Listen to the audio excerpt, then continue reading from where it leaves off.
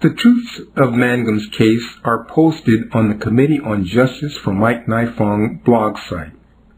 Some of these truths being present in the syllabus Mangum managed to enter into evidence at the hearing.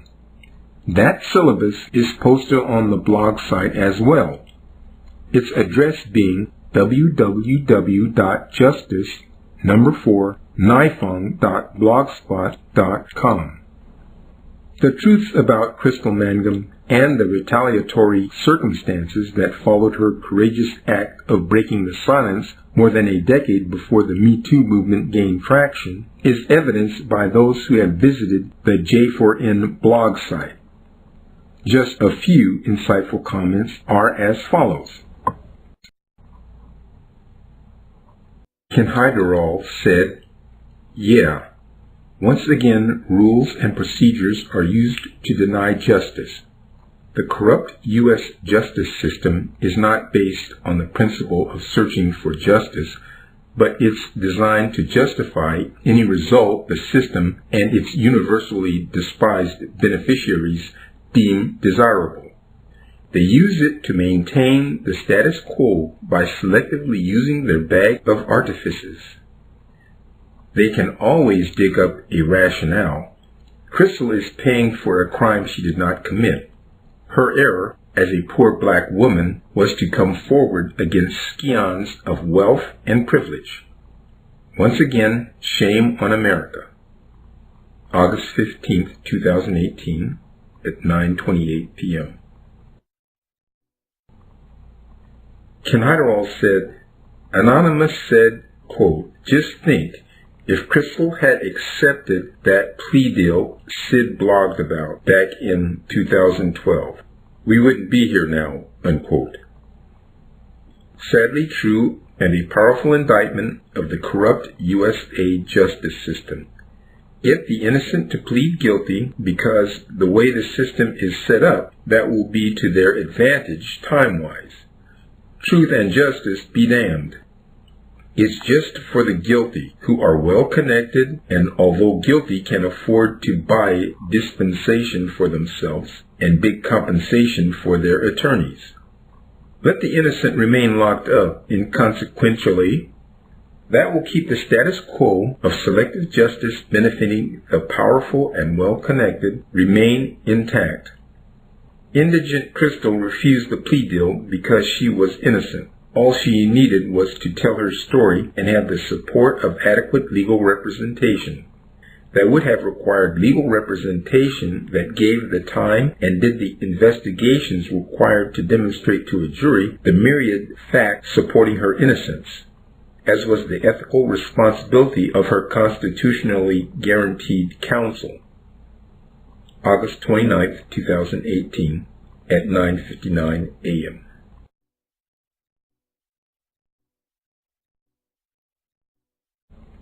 This summer, during a successful and sold-out matinee and evening multidisciplinary performance in Oakland, California, centering on sexual assault and having to cope and learning to survive it, Nana Duffuor, a former Duke University African-American co-ed, was the driving force behind the presentation.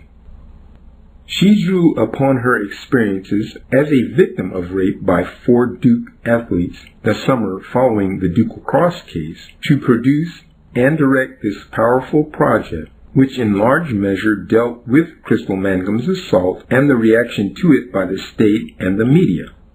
This long before Me Too, and at a time when carnal savagery against females by men in positions of power was socially tolerated.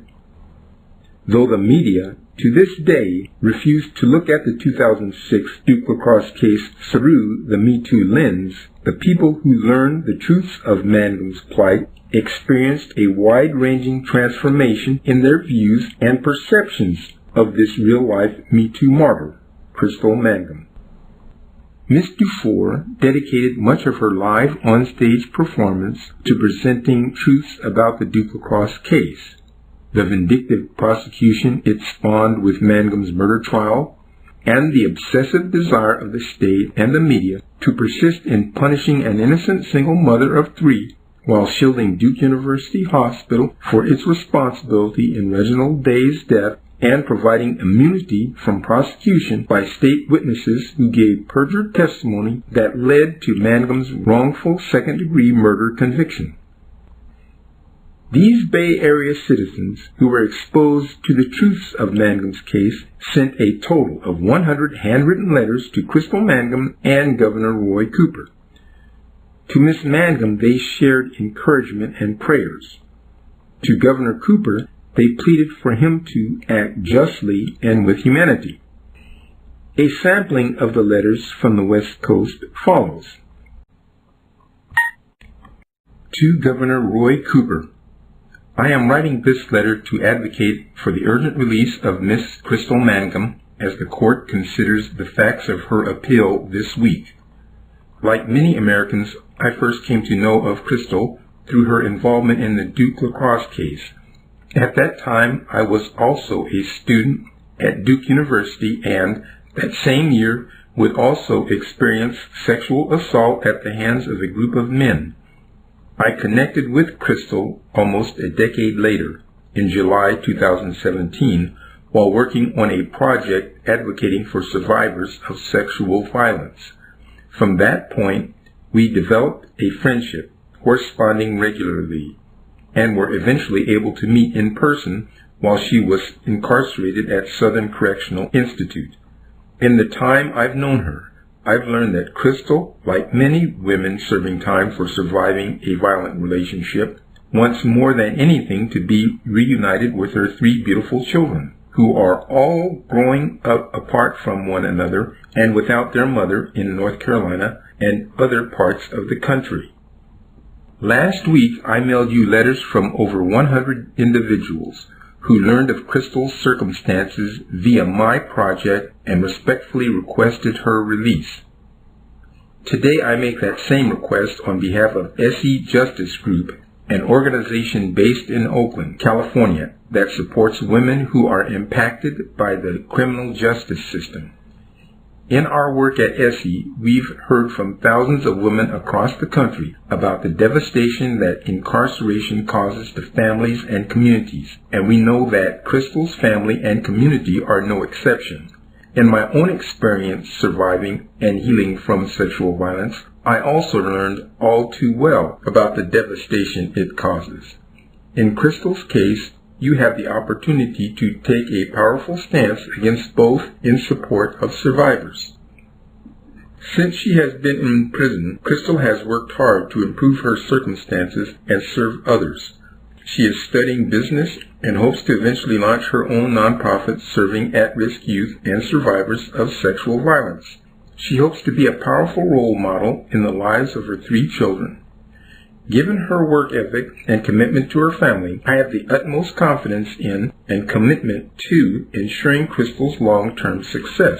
I urge you to have compassion when considering the next course of action for Miss Crystal Mangum. I know she will take every opportunity to do good for herself and for others. If you have any additional questions, please feel free to contact me. Respectfully, Nana Duffuor, on behalf of SE Justice Group. Governor, to incarcerate women for surviving violence, for doing what they need to do to survive trauma and violence, stands against the fundamental purpose of the justice system. Justice exists to protect those who cannot protect themselves, not punish them further. Justice should lessen suffering, not advance it. Justice works hand in hand with mercy. They are not directly opposed. Please show mercy and justice to Crystal Mangum. Governor Cooper, I'm writing this letter to you to express support for Crystal Mangum. I was a Duke freshman during the Lacrosse case and witnessed firsthand her mistreatment by the community and the press, a mistreatment that is all too common for black women. The mere act of survival should not be criminalized. I hope you will right this wrong. Sincerely. Crystal, the Oakland community loves you. We believe you. Stay strong, chica. positive love and energy. A chica from the Oakland community. Dear Governor, I strongly urge you to support freeing Crystal Mangum. In the time of the Me Too and Time's Up movement, we are seeing women courageously share a traumatic and difficult experience. Crystal Mangum was defamed and shamed for her courage. I'm not sure if you have daughters, but I'm sure you have a mother at the very least. As a woman, I ask that you see the humanity of this person, this mother of 3, this daughter, friend. Thank you. Dear Governor, Crystal Mangum should be free. She ended up in your prisons while defending her life from her abuser, like many women behind bars. Crystal deserves to be free and will not rest until she is free and exonerated from her crimes. We write this letter to demand the consideration of Crystal Mangum's freedom, along with the incarceration of black women who've been incarcerated unjustly and for being survivors of violence. As the Vice President of Big Brothers Big Sisters of the Bay Area, a victim advocate for the Sund Carrington Foundation, a congressional intern for the Panetta Institute of Public Policy, Leon Panetta, 109th Congress of the United States, and a first-generation American-born to migrant workers, we demand absolute freedom for Crystal and the consideration of all black and brown women. Dear Crystal, thank you for your strength. I can't imagine the pain you feel being away from your children. I just want you to know you have so much love over here in Oakland, California. We stand with you and pray for your release. You are an inspiration to all women. Stay strong and may your heart be filled with love. Once people know the truth about Crystal Mangum and recognize how the media can manipulate their minds with misleading coverage, their negative preconceived notions about this wonderful African American woman will change for the positive, as they did for many people in Oakland, California.